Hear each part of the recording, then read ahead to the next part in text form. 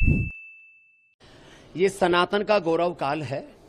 गुलामी की निशानियों को मिटा करके, आत्मग्लानि कुंठाओं से उभर करके देश को शौर्य, वीरता और पराक्रम के साथ आगे बढ़ाने के संकल्प का कालखंड है।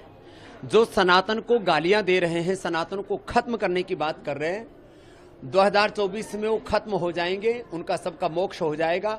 उसमें कुछ भूत, पिशाच, राक्षस, ब्रह्म राक्षस बन करके और दूसरे तीसरे लोक में पहुंच जाएंगे।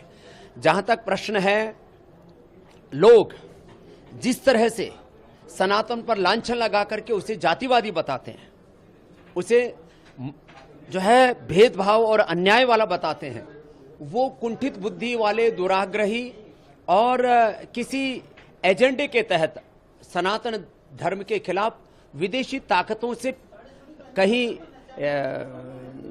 प्रभावित होकर के या उनसे जिसको कहते सुपारी लेकर के सनातन धर्म को खत्म करने की बात कर रहे हैं।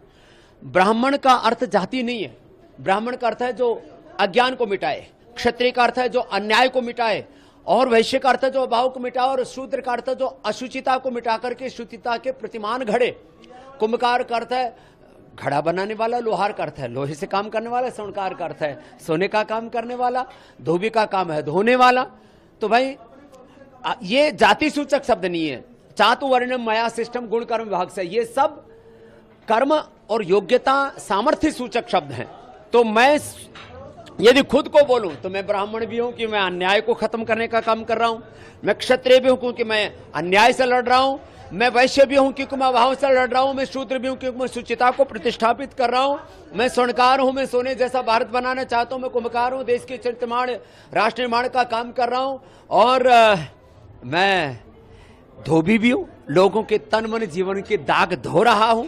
इसलिए ये हमारे भीतर के सामर्थ्य के जो सूचक शब्द थे उनको लोगों ने जातियों के रूप में स्वीकार कर लिया। ये सनातन का दोष नहीं है। स्त्री पुरुष के नाम पर सनातन में कोई दोष नहीं है। जो सनातन पर दोष मंड रहे हैं ये भारत विरोधी, ये सनातन विरोधी और एक एजेंडा के तहत हमारे ऋषि ऋषिकाओं की परंपरा को, भारत और भारतीयता को बदनाम करने का काम कर रहे हैं। और भगवान इनको सबको सद्बुद्धि दे। और नहीं तो मैंने कहा ये देश राजनीतिक तौर पर, सामाजिक तौर पर, बौद्धिक तौर पर उन सब के जवाब देने में सक्षम है, और हम जवाब देंगे, और अंततः ये सारे असुर, सारे राक्षस पराजित होंगे।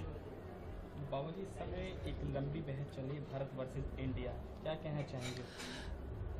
भारत हजारों वर्ष पुरानी एक सनातन संस्कृति का उद्घोषक है, इसलिए हम तो भारत वाले हैं।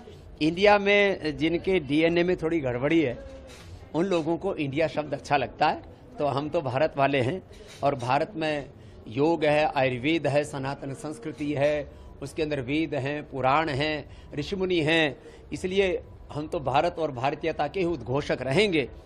जिनके अंदर अभी भी गुलामी है, आत्मग्लानि है, अपने आप को सनातनी या हिंदू कहने में या भारतीय कहने में जिनकी मन में कुंठा है, वह इंडियन कह रहे हैं अपने आप को। हमने तो 30 साल पहले मेड इन भारत लिखने वाला कोई संस्थान है तो पतंजलि है।